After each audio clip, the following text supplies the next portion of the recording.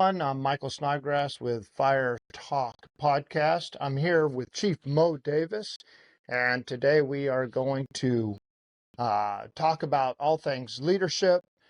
Mo Davis getting back into traveling the country teaching and sharing his knowledge of where he works, where he comes from. So, Mo, why don't you go ahead and introduce yourself, and then we'll get after it. All right, thank you so much. Mo Davis, Houston Fire Department. I've been here 30 years. I'm a district chief assigned to 68s on the southwest side. I took a little bit of break from teaching, and I just felt the need to get back and wanted to get back out and just start talking about about fires and tactics and leadership, and hopefully I can bring a little something to somebody. So yeah, just maybe share a little bit of my experience. I always been at a busy station. I've been very lucky in my career. I know you and I have been friends for a long time, and so that's pretty much it. Just excited to talk about fire again. I mean, you know me. I love talking about fires. Yeah, 100%. And so, I was thinking about when we set up this podcast on what things we were going to talk about, and one of the things I first that came in my mind is from your highest level of being a chief all the way down through to the company officer. What do you think is the leadership principles that has made you successful? The things that you've struggled at, and where are you at today, and what would you pass on to company officers, district or battalion chiefs, deputy chiefs on the current fire service situation? I was very lucky. Whenever I was coming up through the ranks of the fire department as a young guy, I was surrounded by great people. I was one of those lucky guys that just fell into being around good people. And so at an early age in the fire department, I was taught to care for the men and women we work for. I was taught to care for the community that we serve. And a funny story, when I made captain, Mike Phillips gave me a very good talking to. And he told me that he and Chief Hooker, Chief Miller, and several other very good chiefs had invested in me, and I better not let them down. So, still to this day, that was in like 2005. I still think about that to the day when I go to work. I don't want to let those guys down before me. And I truly believe that this is a calling. I truly believe that we're lucky to be in this profession. And if I could give anything back to young officers, I would want those young officers to feel the same way. I want those young officers to know that it's an honor to serve the community we serve, no matter how big or how small, volunteer or paid, none of that matters. The key to success, in my opinion, is servant. And as you go up in ranks, when you're a captain, you serve the men and women on the pumper with you along with the community. When you're a senior captain in Houston Fire Department ranks, you serve the truck and the pumper along with the community. And then when you make the chief, you do the whole district. And so I think if I could tell a young officer anything, I would hope that they would get the concept of serving. And it's I mean, it's just an honor. I mean, for some young person to listen to what you have to say, just that just makes me so happy. And people before me and you, I think me and you came up in an era of the fire service when it was great, and that's what I want. So if I could say anything to a young officer, man, just serve the guys you work with and serve the community and love the job. I mean, I don't know where we stopped loving it. I hear people say things like, I don't care if I ever make another fire in my life. Well, I don't think I would ever say that. It's like when I go to work, I want to work. And so that's what I would tell young officers. Just love the job and serve people. Right. And so, you hit a lot of some kind of the same things that I philosophize on when I'm when I'm at work, much to the chagrin of the people that have to listen to me is um, what do you think? Because obviously you see a lot of people, a lot of firefighters. What do you think is the the things that they're bringing today that are way better than what we ever brought? And then what do you think are the things that they struggle with the most? And you know, you get to see it as a district chief. You get to see it at the captain level. Plus, you were up higher, so you got to see it at a lot of different levels. What are those things that Yeah. people are struggling with? But what is the also, because we always talk about the struggles, but what are the things that you're seeing that are just so good? I honestly think, and I love young guys in the fire service. I honestly think that they bring so much more to the table than I did when I came.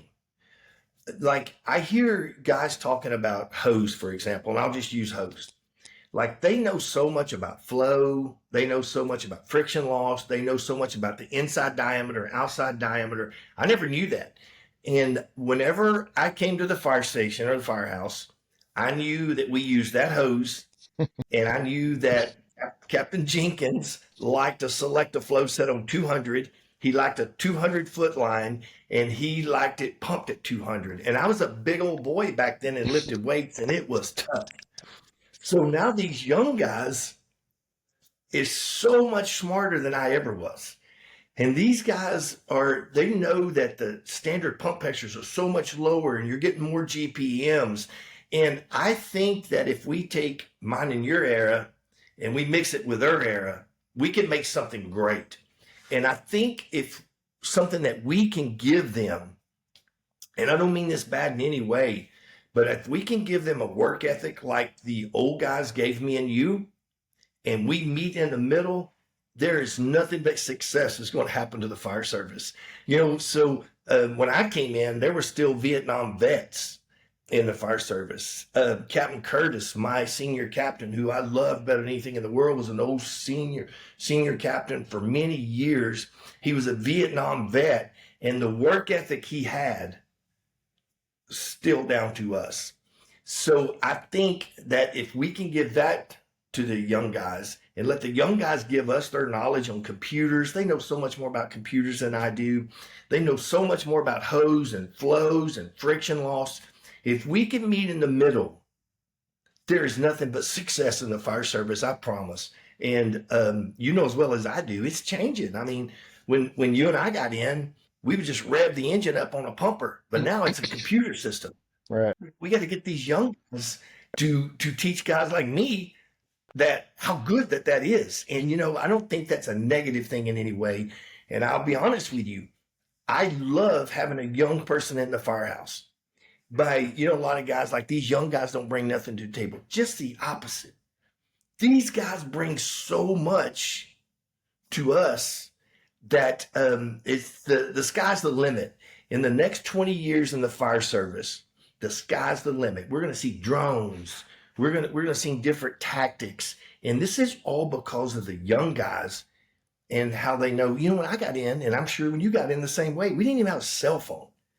No. So now these kids are coming in with computers, and it's nothing but up for us. There's nothing bad about the two Right. generations meeting together. Right. 100%. And you know, talking about kind of moving and changing the fire service. I know in your particular case, you've had a lot of events that have happened in your career at the Houston Fire Department. What would you I have. you know what would you say is the high points and the low points? Like if you could be like, hey, the high points were this, but the low points were this, and then maybe even touch base on the struggles with, uh, you know, the staffing, the budget shortfalls, working with chiefs above you. And I mean, I know it's a big pill, but people have walked with you through this journey. And now, like you're coming back, Yeah, and I think people are wondering how did it all work out? yeah. You know, I think fire services across the country go through this. And you and I are so far away, but when we talk, sometimes we have the same problems.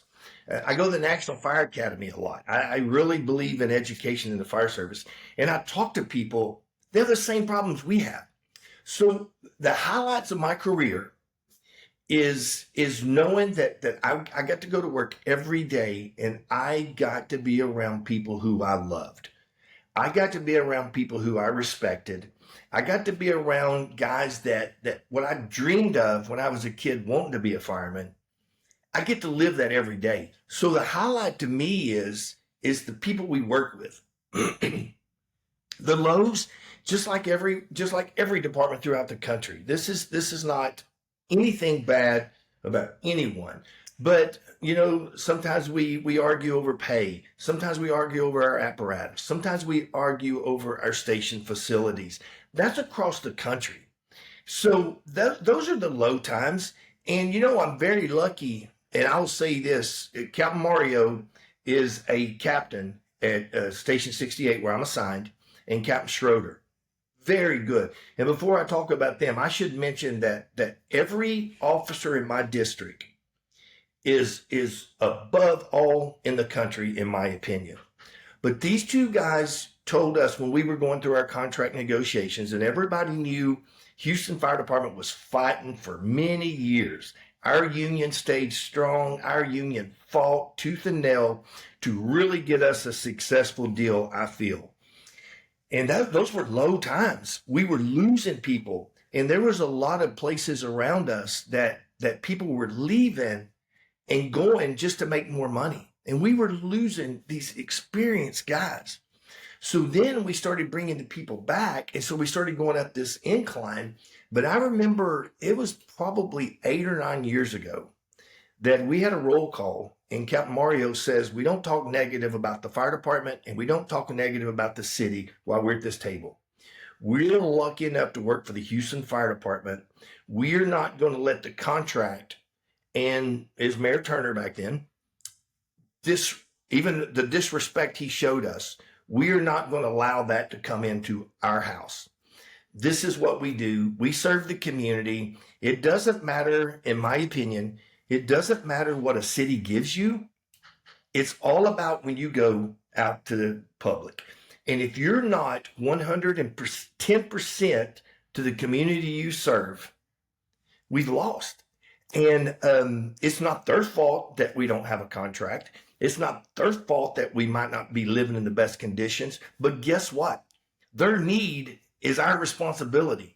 No matter how big or how small, picking someone up off the floor, or if we have a multiple alarm, anything in between is a firefighter's responsibility to give those people. And I don't think, and I know this sounds funny, and I know people say this all the time, but I truly believe this in my heart. We can't have a bad day when someone calls 911. We have to be happy, we have to be willing to help, and we have to have the answers to their prayers. Whatever they give us, and it's funny, and I think you've probably heard me say that in classes before, that we have no one to call. Like the police department calls us, Public Works calls us, the Coast Guard calls us. We have no one to call but more firemen. And that is the beauty of our profession, that no matter what somebody throws at us, no matter what politicians think about us, they cannot take that one thing from us. We're firemen, firefighters. We are what the community needs. And I still believe we're the good guys. I'd be honest with you, and you know me a long time. I've been 30 years in the fire department. Not one day have I ever thought about retiring. Not one day. I hope to keep this up forever, brother. Right. And I never want to go to work and not fulfill someone's needs. And knock on wood, I think of my 30 years, and there's no telling how many thousands of runs I've made, 100,000 runs I've made, that we haven't fixed their problem. And that's the beauty. That's the fire service in a nutshell. 100%. 100%. Now you mentioned that I saw you in classes. I've sat in classes with you. Brought you out to Oregon and Washington and put you on tour for a couple times. Uh, so I know you're getting back into traveling and wanting to teach. What uh, other than aggressive command and just being Mo Davis, what do you look forward to in getting back out there and starting to teach? I I look forward to learning from people too. I've brought tactics back to us from all over the country. And if I could just back up just a second, Yeah. um, I got to where I thought that maybe I wasn't relevant. I thought people had heard me because I started teaching at the college in 1999. And then I went on the road teaching. I guess it was maybe early 20, maybe 26, 2007. I'm not sure. So I thought that I wasn't relevant anymore. And I thought that there was so many young, talented people coming behind me that people wanted to hear them, and maybe I needed to step back out of their way. But the one thing that kept coming up and kept coming up, and it still comes up every day, is I want to share just some little something. And if I hit one person, if I have 1,000 people in a conference, or if I have 10 in a conference, if I hit one person, that's a success. And then if I bring one thing back to the Houston Fire Department, that's a win-win.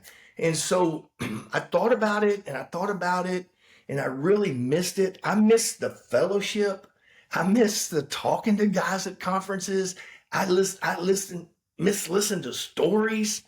And so I was only off almost a year, and it just started just eating away at my soul. I was like, I want to get out.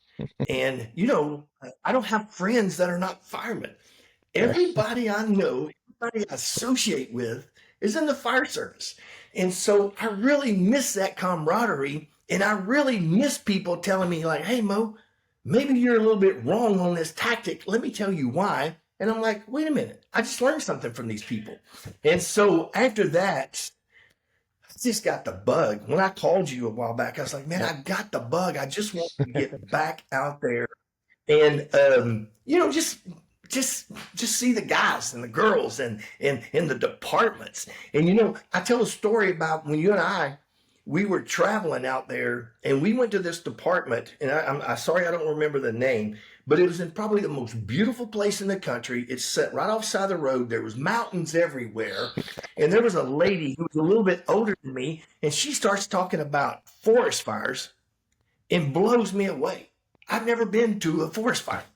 And then I'm thinking, running upside that mountain. And so I remember that lady who was older than me had the same passion I did. And she was taking her time to tell me about something I had nothing about. Right. That's what I missed. Yeah. And that's what I want to get back. Well, and it's hard to put like a tangible price on what that fellowship and camaraderie and meeting of the minds and bringing people together Yeah. come into place. And I know some of the my best moments with sitting through a Mo Davis class, experiencing the Mo Davis is story time, right? Like it's one Yeah. thing to teach a strategy, a tactic, a concept, but it's another thing to be able to anchor that to a real life experiential story, right? Where you're Yes, able sir. to do that. Now, and I know the last time that we talked, we were talking about near misses and line of duty deaths. So Oh, for those that haven't experienced a Mo Davis level story, do you have a near miss or a line of duty death, lessons learned, yeah, experiential story that you could share? I do. And I enjoy, I enjoy, I think we can learn so much from really evaluating nice reports. And if we get to the meat of it, I'm not talking about the command fail, the communication fail. If we really get to the core of what happened, it makes us better. And as well as I do, I lost a very close friend of mine that he was killed in the line of duty. And I remember the hurt. I got a call. I was at my part-time job, and Jeremy Mays called me. And he goes, hey, man, Captain Burt got killed. Well, it was about that time in the morning. I thought he might have got killed in a car wreck on the way to work. And I said, man, what happened? He goes, he's at a fire. And it just changes. So, knowing what a great fireman he was, and he was a great one, he loved the job, he was intelligent in the job, And the story, and I'd never talked to the guys to ask them if it was true, but I heard that they were taking a beating and one guy was getting hot, and Captain Burke says, "Hey, let me get a little bit and you get behind me and cool off." In my opinion, that's a great leader that he goes, "Let me take some." And then he took a couple steps and the roof fell on him. So I remember that hurt. And then when I was on the rescue truck, we made the Groover fire. And I can remember being inside. They'd already found him by the time I got there. And I can remember just walking around thinking, I wish there was some way we could put this in a playbook to pass on to everyone. And I don't think that a Nosh can do that as good as Nosh is. But I think when we sat down at the kitchen table, we can really explain it. And, and whenever we lost the guys at the Southwest End fire, I went there later on that afternoon. And if you've never experienced a line of duty death, and if you could see the hurt in guys' faces and eyes, I can remember I saw Chief Seaman and I said hi to him. And he's a great incident commander. And even with his guys underneath that roof, he was still commanding in a command presence way that you just like, how does he have the guts to do that? But I'll tell you a story how he had the guts to do that, because he and I are pretty close. So Chief Seaman did 3 things every day of his life, and he was so detailed to the minutes. Like 17 minutes, I'm going to read the Bible. 13 minutes, I'm going to play my guitar. And then 33 minutes, I'm going to study territory. And that was his day. So Chief Seaman, I called him late that night, and I knew he was back at the station before he'd left. He was relieved to go take care of his stuff and get cleaned up. And I asked him, I said, "Chief, how are you doing? What do you need?" He said, "Mo," he says, "I'm fine." He said, "I sat down this morning before we made that fire," and he would just randomly throw his Bible open. I have a picture. I will send you. Chief Scalise took a picture of it and sent it to some of us. He threw his Bible open and he said, "Man, it's going to be a great day. This is my most favorite verse." He said before he started reading it, the booper went off. He said he thought in his head that this is a restaurant right on the side of the road. I'm going to be back here in 15 minutes and finish this. And the worst day of his life happened. When he got back and took a shower, he sat down and he finished that verse. And he said, "Mo," he said, "that really helped me through this." So I think when you get to talk to someone that's experienced that, when you get to see that, it puts everything in perspective. And how, as good as well as I like NIOSH reports, NIOSH report cannot put that personal effect on it. And that's why I love talking about line of duties. I really want guys to understand that there's a personal side to this line of duty. Like if it's a brother and sister that gets killed, well, we've got to put the personal touch to it. And then people who's experienced it can actually hopefully share that with someone who's never experienced it, because I can't even begin to tell you how it rips your heart out. And then there's other things that come along with it, just like in a family with a family of death. Like there's going to be little disagreements. And then so if we can get those people to say, "Listen, guys, there's going to be some disagreements." And I'm going to be morbid for just a second. What broke my heart at every line of duty death, when I got back and I saw their boots by where the apparatus was parked. You cannot get that out of your eyes. You cannot get that out of your mind. And when the family comes and they take their vehicle home for the last time, Yeah. And so sharing that with people is important. And I don't know, and I will say this, there's a Captain Josh LaCour at 68's on the A shift. He is great about reviewing line of duties, and he gets rookies to study them in detail and explain it. And I think that helps. And guys can get my number or my email. If you ever have one and you want to talk about something, man, call me. We'll talk about it, and I'll tell you what bothered me, what to expect, and because we're supposed to care about each other, man, and we'll get through that, and it takes all of us. I don't even know how many hundreds of thousands of firefighters they are throughout the country, but man, we're all in it together. And when we have a line of duty death, I don't care how big of a department it is, how small, paid, non-paid, it hurts the same.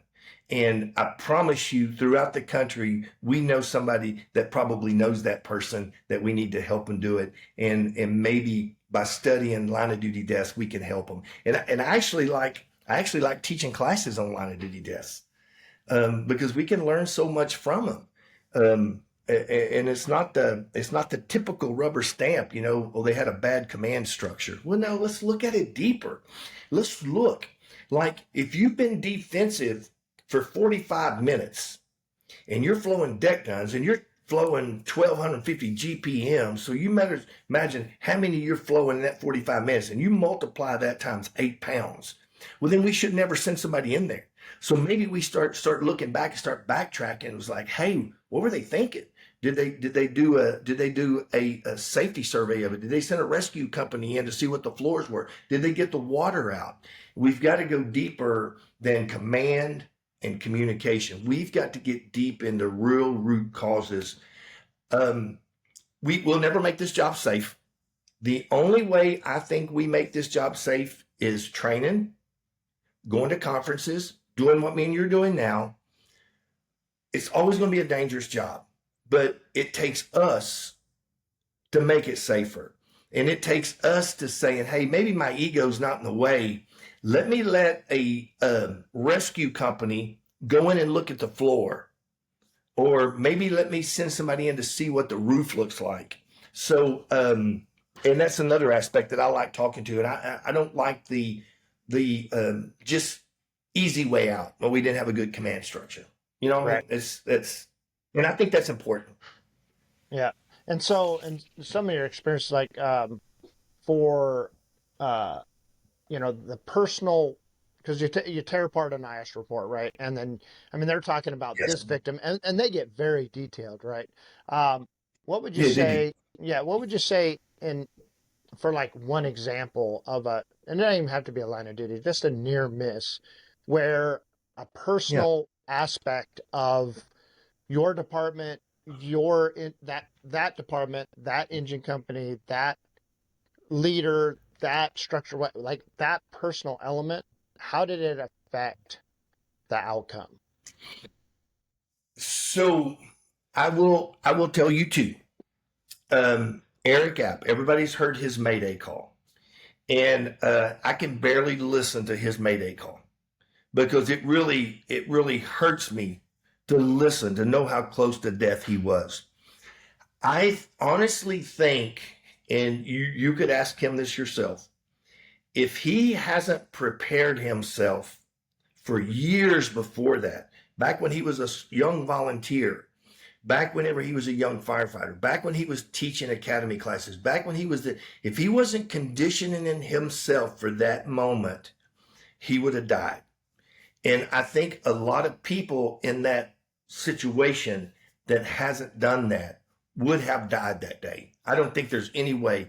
And I think that as well as he prepared himself and over the years, conditioning and everything, that does it. So we have to start thinking, and I say this in my class, and I know you've heard this before.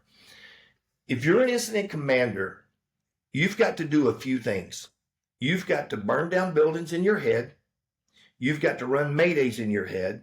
And then you've got to make yourself mentally tough. Now, as silly as this sounds, when I go to work sometimes in the mornings, I start holding my breath at this bridge and I don't breathe to the next bridge. As hard as it is, I'm conditioning myself to be uncomfortable. And same way with incident commanders and officers and even young guys. You have to start burning these buildings down in your head that scare you. You have to actually start as weird as it sounds, you got to run these maydays in your head. Like, in my opinion, I don't think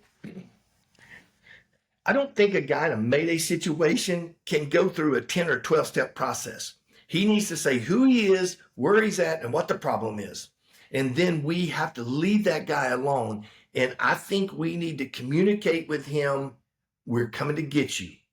And then let him go. I'm not a big person on changing the radios. I'm not a big person of give me your airflow. I'm not a big person. I want that person to know that we're coming to get him. And I want them to be able to feel confident enough to say who it is, what it is, and where. We don't need to do everything else. Um, if we can get back to teaching that and we can get back to running that through our heads, that makes us so much better when it actually happens. You know, I've managed two legitimate maydays. I had Jack Miller fall through a roof. He was cutting a hole in the roof, and John Burton was a very good senior captain. Was on overtime that day. When he fell through the roof, I called a mayday from the Charlie division to Julian Guerrero, who was the incident commander. And by the time I got it out, I started going through my head what we needed to do. And I'm going to brag on Kenny Liberto. Kenny Liberto had prepared, and we had had a plan that if somebody falls through the roof and you're close, you put that nozzle in the attic. So us talking about that mayday. So we called the mayday. John Burton immediately reached in there and grabbed him and started against his own safety, started pulling him out. And Kenny Liberto and his crew whirled around, put the line to the attic, started going up the scuttle hole ladder to start putting it on him. And that was because we had planned and prepared for that. So then, if I could just tell you one story, Tim Dunn, a good friend of mine, me and him grew up in the fire department together. We worked at 46s together. Um, we were, and I'll be honest with you, we took this fire like it wasn't anything. So we hit it. We gave the line to a rookie, and me and him standing there talking, and instantly we're driven to the ground. It's hot, it's smoky. We can't find our way out. A guy named Eddie Havilis, who's retired now, he heard it from the next district over. He came over, went to the roof, started cutting a hole. The chief was telling him to get off the roof. Our old captain, Captain Jenkins, he heard it from the southwest side of town. He started coming. Brad Hawthorne, a senior captain from downtown, heard it. And we were all friends, and we worked together, and we all grew up together. And I can remember when Tim and I found our way out, the first thing that was said to us was, Captain Jenkins, I thought I was coming to two of my rookies dead. And then I can remember Captain Hawthorne and his crew telling us the plan they had that they put together down there. And then we talked to Eddie Havilis, and he said he would have cut the roof off before he would let us stay in there. And I think all of that helps you get through it as a human being, because that's a tough deal. Knowing you're going to die is a lonely feeling. And I knew, and I'm a godparent to Tim's kids, that me and him was dying that day. And he felt the same way. And then whenever we got out, you saw the product of your environment, of your old captain, your buddy on the downtown, your buddy that's working over here, and all of the talking that we've done over the years of what we would do if something like that happened, it came into effect that day. And that's the beauty of the kitchen table talk. You don't always have to go out. You can get a lot of stuff off the kitchen table. And Yeah. I honestly think that probably Tim Dunn and I are alive today because of all of us being on the same game plan. Yeah. You remind me, you told a story, and this might fall flat because I didn't prep for it, but when you were a young firefighter, you had a captain that was kind of hell on wheels, right? And you want to say like a young a young Mo Davis growing up in the fire service, right? Like, because we don't have to look at our past all the time, but we can't be where we're at without a past, right? So you want to tell a quick Yeah. story about those the boys? What is the boys something? I don't remember, but We were the hooker boys. the hooker boys. That's And right. Yeah. so, we we fit into the philosophy that he set forth. He was our chief. He set the tone. And he set the tone from the daily schedule to where it was on fires. And we did everything to make him look good. And he did everything to make us look good. So then we had Captain Jenkins. So a little bit side story to that. Captain Jenkins lost a member in 96. And Captain Jenkins never wanted us to experience what he experienced because it was horrible. And he trained us like there was no tomorrow. And not in a bad way. I'm not saying that in a negative way. He trained us where we knew our job. We were coming back from an EMS run in the middle of the night. And if he saw an abandoned house, we would walk the roof. And he would want us to walk the roof to feel what the roof felt like under us. Or we would walk a roof of a burned out house where we would know.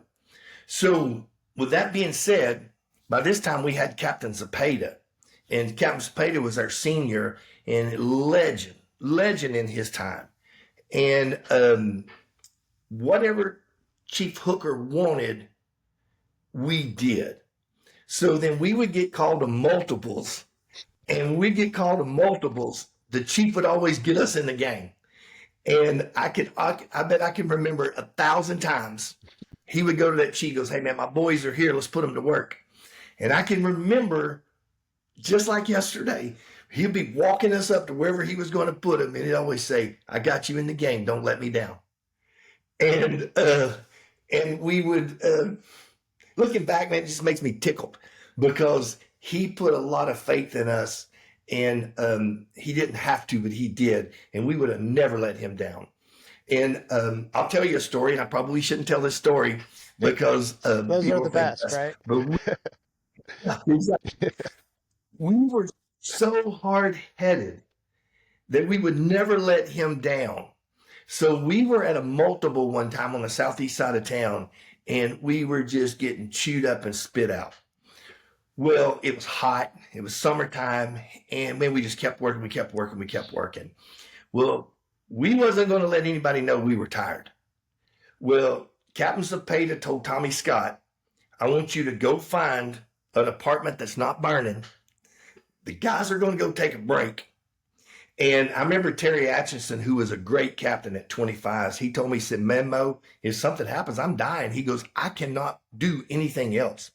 So Mr. Scott got us to an apartment. We took our stuff off. We rested for a good 10 or 15 minutes. We put our stuff back on, and Captain Zapata told us, said, "You're going to walk to that pumper. You're not going to let anybody know you're tired, and you're going to stand out there and drink water." And so we did it. We did it not to let Chief Hooker down, but yeah, we took a little break. I mean, there's some people still in the fire department probably says, "Man, I thought those guys were just animals," but no, we took a break. Uh, so, I learned that. yeah. Well, that's the thing is, right? Like, is 30 plus years, I don't know how many years you have in the fire service, but up there, right? And you still just we still get tickle pink when we talk about old crews and just the love of the job and just and that's that I had told we have a we have 19 that we just hired, right? And on our department Yeah, we're much smaller, right? So 19 is a big number, right? And yeah, I it's a told lot. yeah, I told somebody the other day, I'm like, I don't understand. I don't understand how people show up to fires and not have fun. Right? They're just so emotional and so angry and so this, that, the other thing. And it's just like, man, it just puts a smile on my face, right? And I love. yeah, Well, you know and what I so tell people? Yeah, I didn't mean to cut you off, no, you but I tell people, segue. have you seen a used car salesman that doesn't want to sell a car? No, man, the guy wants to sell a car. So I want to go to fires. Yeah, we're supposed to want to go to fires. Right, So right. So the a question I have, because we're just all smiles right now and all kind of stuff. We have that you're the district chief, battalion level, right? In most departments. Yes, sir. And so you got that. You have the captain that comes in, says, "I want to build a great crew. I want to build my the the the firefighters, right? The boys and girls. I want them to love the job and do all of that. Chief, how do I build a great crew and raise morale and move the department forward, and then have people have a successful career? That captain that's really trying to make a difference. Yeah. I think that's an easy one. And here's why I say that. I think if you love the job and you truly love it, people's going to migrate toward you. And people who don't, they're going to leave. And then I think as a district chief, I have to support that guy or lady and what they want. I can never micromanage them. And I think micromanaging kills districts, battalions, stations. You cannot micromanage. You have got to tell him and set your standards. And then you tell that company officer, I support you in building that crew. I support you in everything you do. I don't get in his way. I don't put my 2 cents in.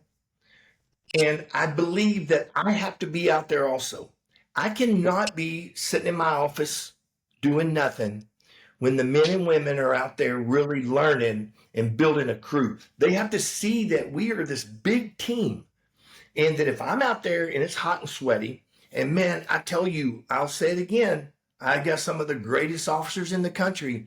They're out there with the guys. They're sweating. They're out there. They're just right there with them.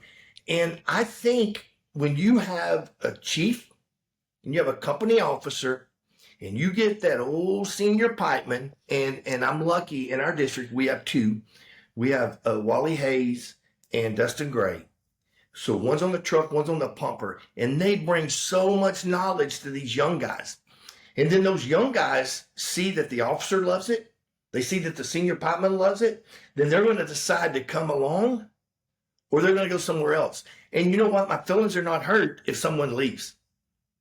If someone comes along and we can, and I tell you, the biggest success I think a company officer can have is when he changes someone.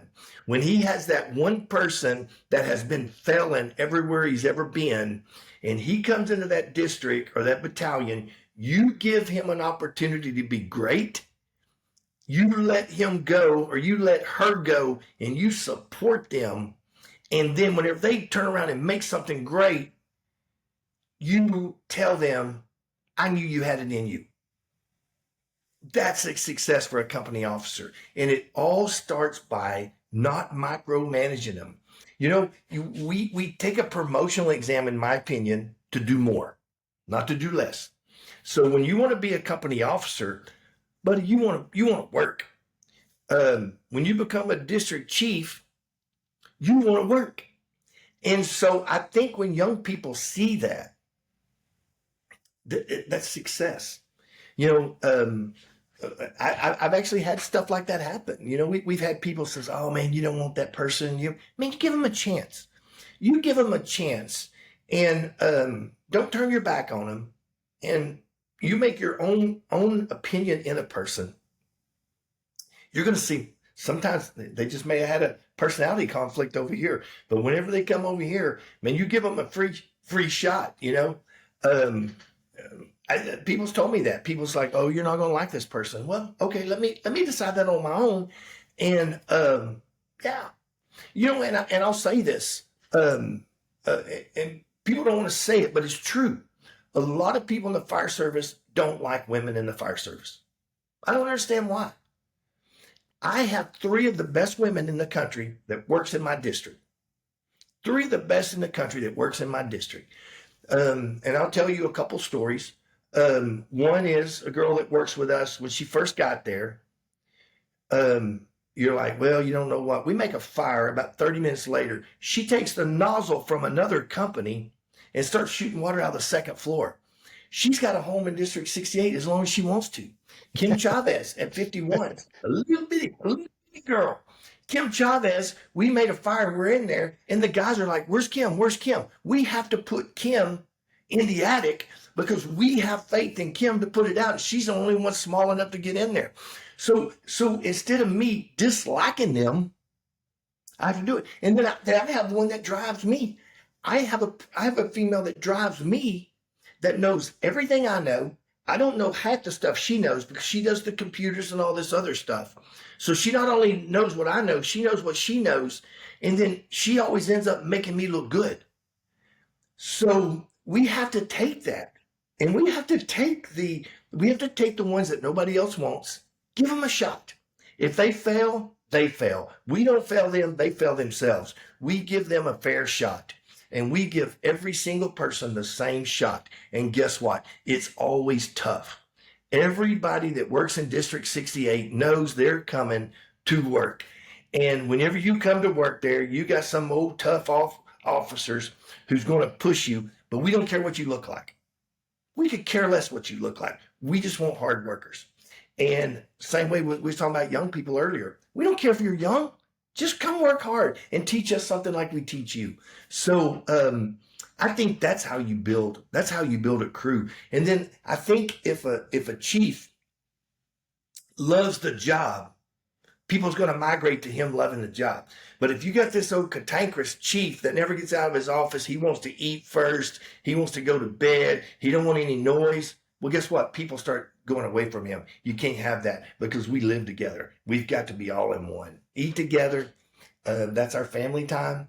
I think chiefs eat last. You can ask my crews. I always eat last. That's what you're supposed to do. And when you do that, they see you care about them. And you know, just you personally, and I know you, so I'm a little bit lucky to talk about you, that you don't want to let anyone down that cares about you. So if company offers shows people they care about them, they're not going to let you down. And that's my take.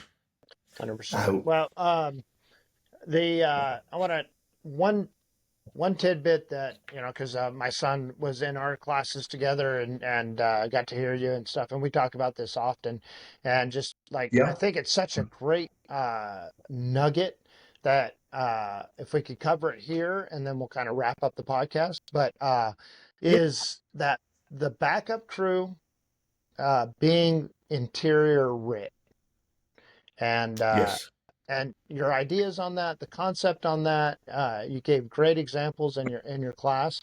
And as you're, you know, looking in the future, I tell everybody, it's like, hey, yes, chief, strategy, tactics, all this other kind of stuff, but man, tactical mastery at the lower levels. And this is one nugget that I was like, hey, just bring them out for this one concept if you want. So I'll let you have the floor.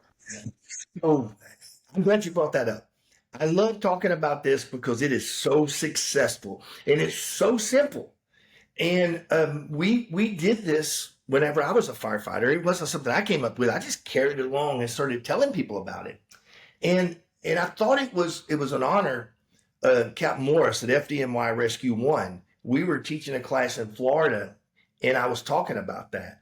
And then I asked him his philosophy on things. And he said, Mo, if you're going to be a good firefighter rescue person, you got to be close to the most dangerous job there. That's where the nozzle, or that's where the searching is at. So I felt like whenever he said that, it kind of really embraced what we were doing.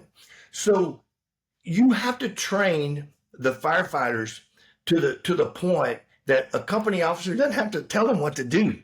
So basically, in a nutshell, you've got an attack line that goes in, and let's just say they're putting out a kitchen fire. Well, that backup line comes right in behind them, and it's charged because it's not going to be flown unless there's an emergency.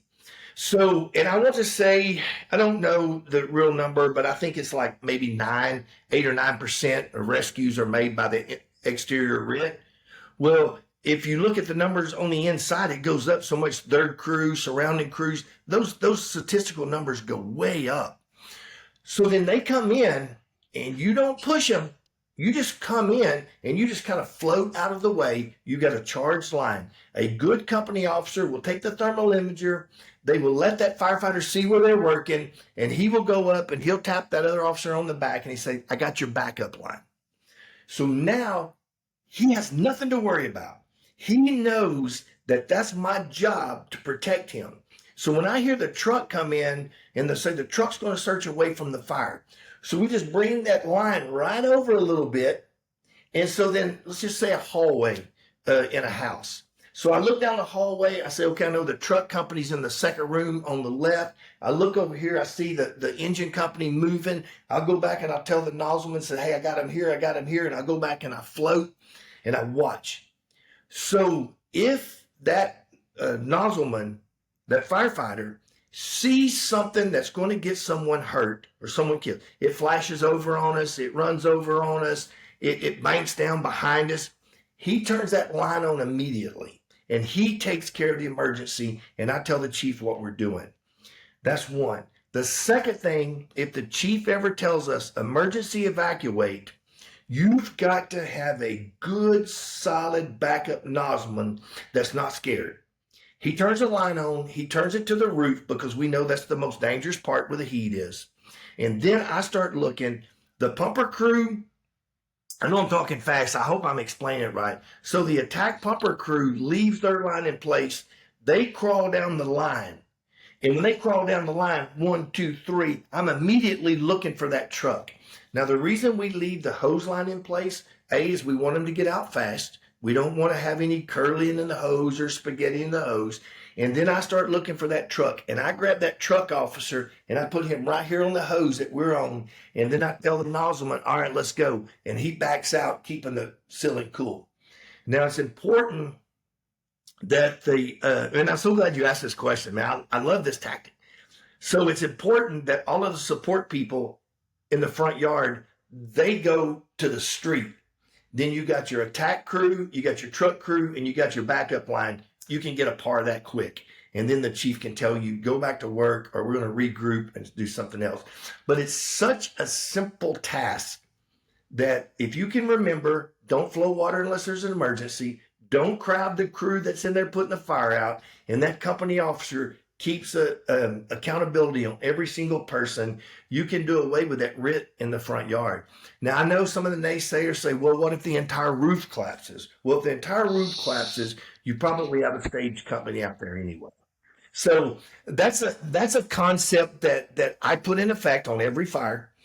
And you have to alter it a little bit with apartments, but you can do it.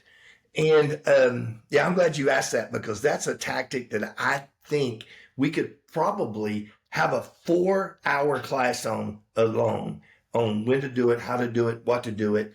And we still train on that. And whenever I was a young firefighter, we trained on it when I was doing it. And, I know you've seen the video. Engine 46, we were inside, small house, burning good. We thought we were hitting it. We hadn't touched it. Well, it lit up on us. And when it lit up on us, Larry Dickens was the firefighter. Tim Dunn was the captain. They turned the nozzle on immediately without being told what to do. We didn't have a blister. We didn't have a burn. We didn't have anything. It went from floor to ceiling to fire. Then it went floor to ceiling out, because they turned the line on and put it out. So yeah, that's a tactic. And if people want to email me, I will email them and explain that to Yeah. anybody that wants to talk about that. Well, you said early on in the podcast, right? Like when you go out and you travel and you teach and all that, when you're like, man, if I could just reach, and hit a nugget into for one person, right?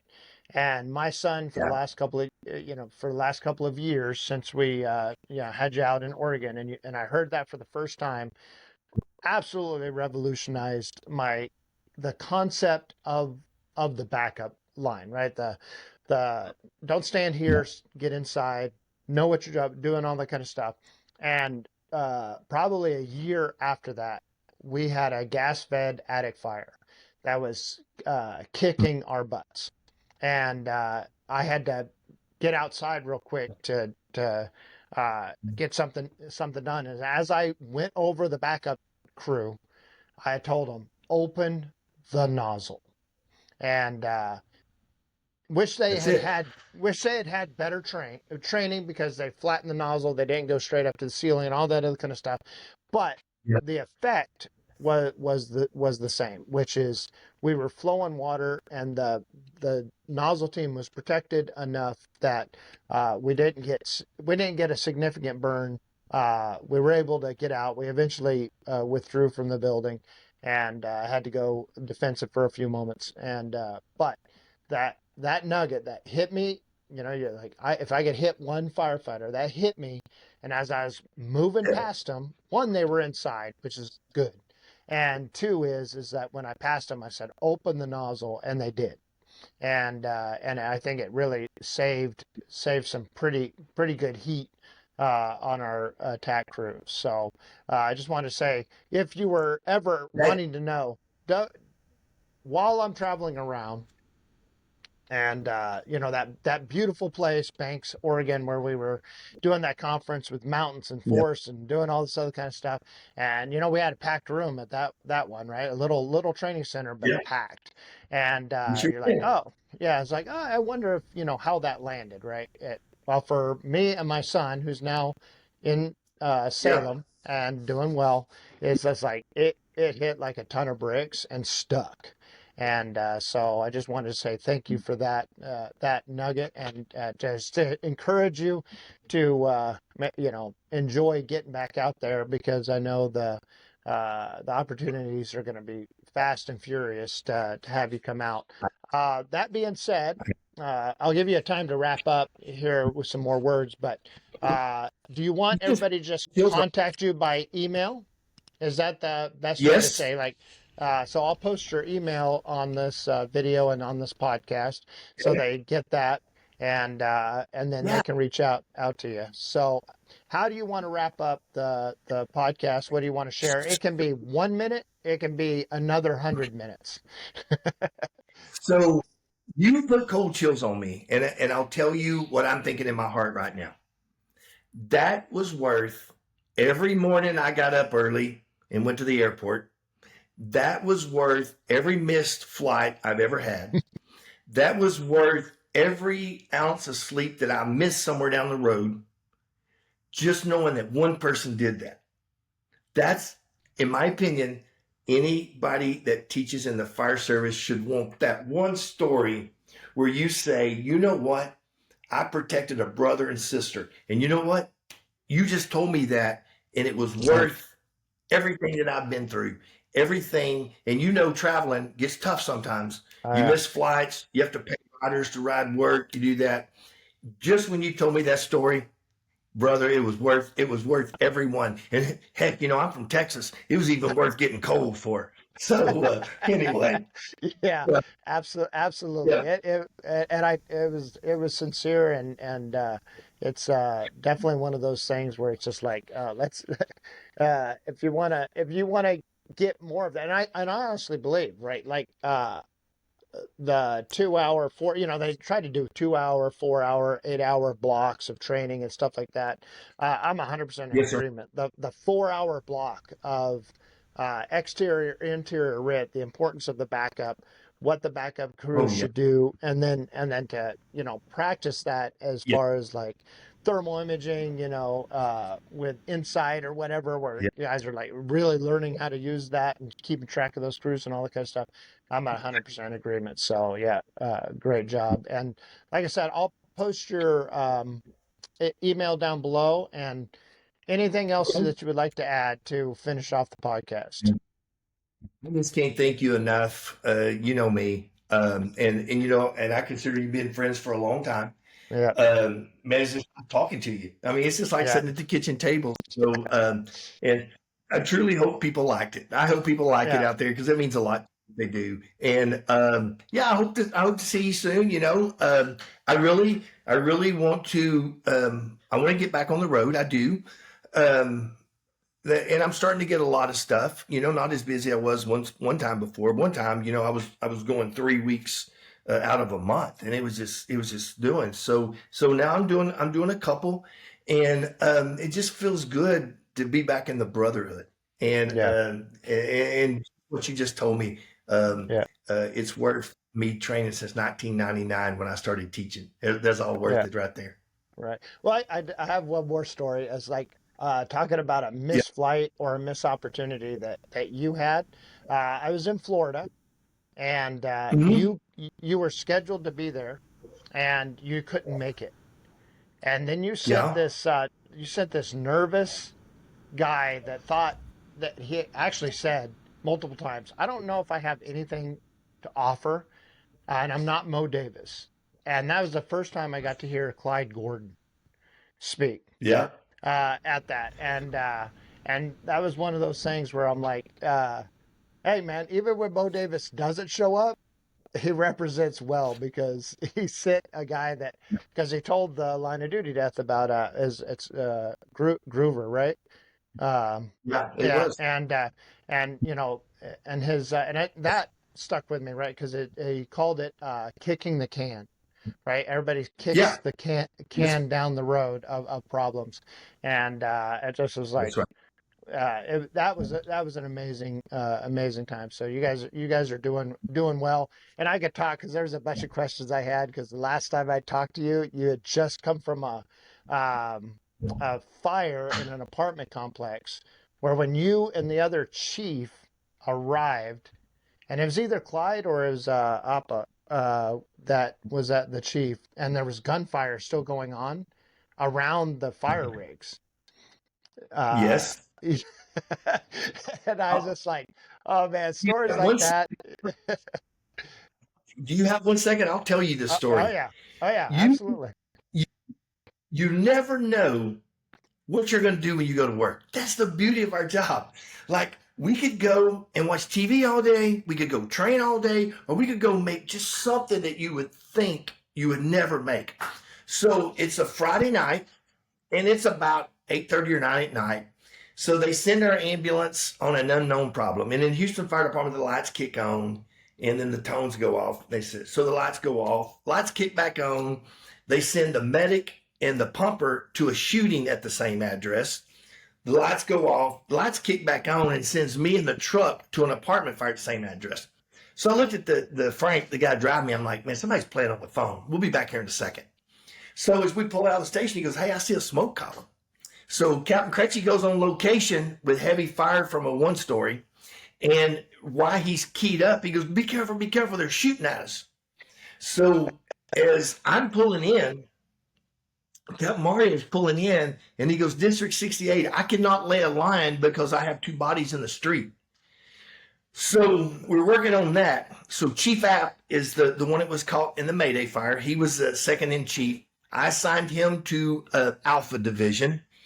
Well, not knowing, and as I'm back at, well, not me, but as Frank is backing our car in, the guys are like, hey, we're being shot at. And you can hear it, but you don't know what's happening. And it's going so fast. And I see a Houston police officer running in front of me, and he's just going right in front of my car. So maybe 10 yards to the right, a guy had laid down, and luckily he was shooting a shotgun, not a rifle.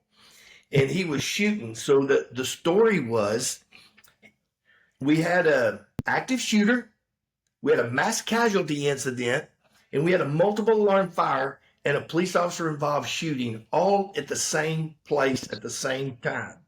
And when you get back to the station, you're just like, who would have ever thought? Nobody would have ever thought that would have happened on a Friday night. And the booper went off.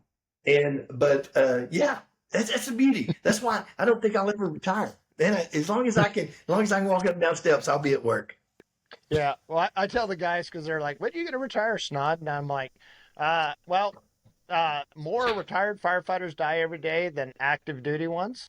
So Yeah, if I stay active duty, potentially I never die. Right. So yeah, they're and like, yeah, yeah. That's exactly right. So yeah, well, I Mo, would be a it was just an awesome time to talk with you. And thank you so much. I hope your opportunities just blow up. And, you know, I count you as just not only a good friend. I just so much enjoy talking with you, but just somebody that's Yeah. so foundational in the fire service and so foundational in, speaking and talking around the nation that I can call friend Yeah. and chat up Right. with. So I just really appreciate it. And I Yeah. hope you have a great day. We're going to wrap it up. This is Fire Talk Podcast. I will list Mo's contact information below, and I hope you reach out to him, and he will for sure bend your ear, get on your podcast, or come to your Oh conference yeah. and teach. So thank you so much, man. Really appreciate Thank you, it. brother. You be safe out there. Will do.